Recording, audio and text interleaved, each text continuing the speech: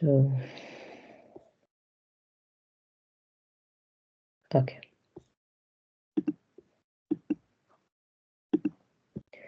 Chapter 9.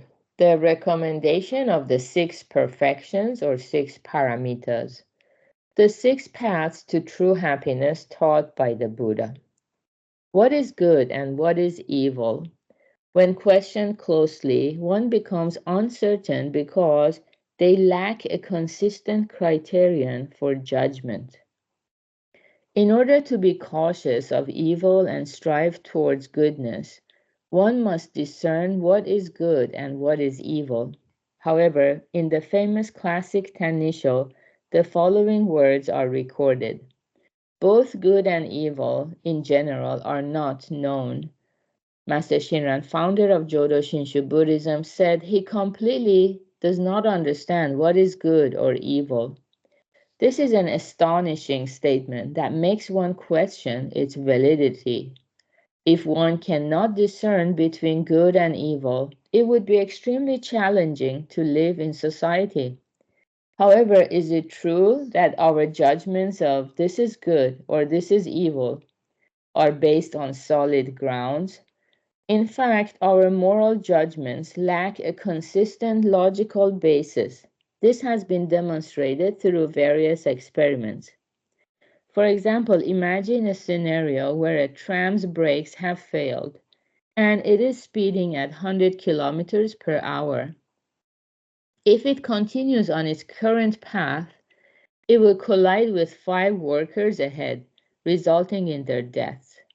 However, you are standing by a switch lever that can divert the tram to a different track. Unfortunately, on that alternate track, there is another worker who cannot escape and will be sacrificed. Now the question is, will you pull the lever? When presented with this situation, most people tend to answer, I will pull the lever. They compare the outcomes of 5 deaths versus 1 death and consider the action that brings happiness to more people as the good choice. This way of thinking is known as utilitarianism.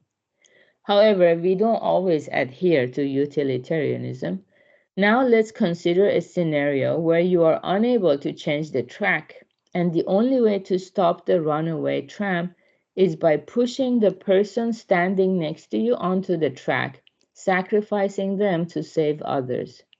In this setup, most people would answer, I wouldn't want to kill an innocent person.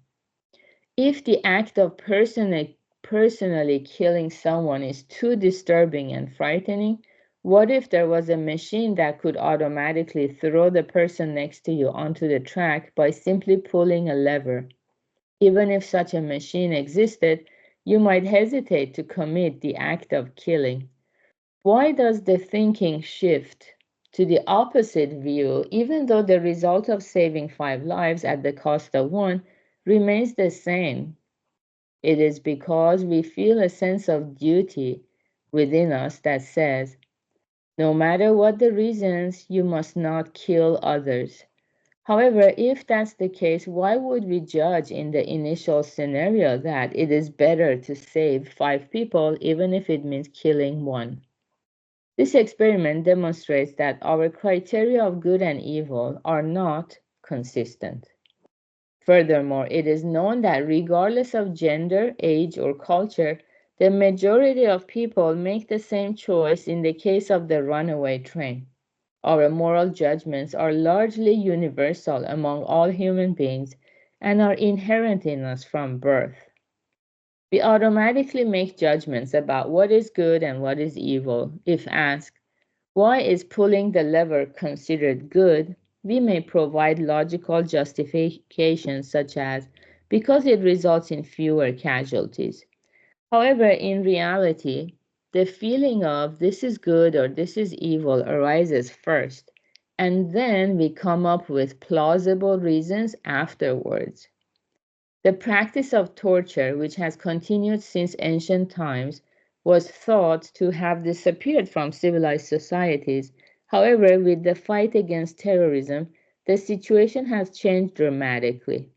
The idea that it may be inevitable to confine potentially innocent individuals in detention centers and subject them to inhumane suffering in order to extract information on terrorist masterminds and save thousands or tens of thousands of lives is gaining traction. However, terrorists themselves undergo training to endure not only their own suffering, but also the suffering inflicted upon their families. If a suspect refuses to yield under interrogation and remains silent even in the face of their wife's screams, would it be permissible to cross the final line by involving their children? Or should we prioritize protecting the suspect's child, even if it means the consequence is the death of 1,000 children due to terrorism? When pressed with such questions, we become unsure of what is good and what is evil. It is because we lack a consistent standard of judgment. Buddha taught that people in the world may possess knowledge, but without hearing the teachings, they cannot discern matters of good and evil. Udanavarga. Let's listen to the teachings of the Buddha to understand what constitutes goodness. Okay, very good. Yeah, this is very thought-provoking, and it reminds me of a few philosophy courses I took in college. They always brought us these thought experiments, and they're fascinating because it's helping us evaluate our principles and find the inconsistencies within our own ways of thinking.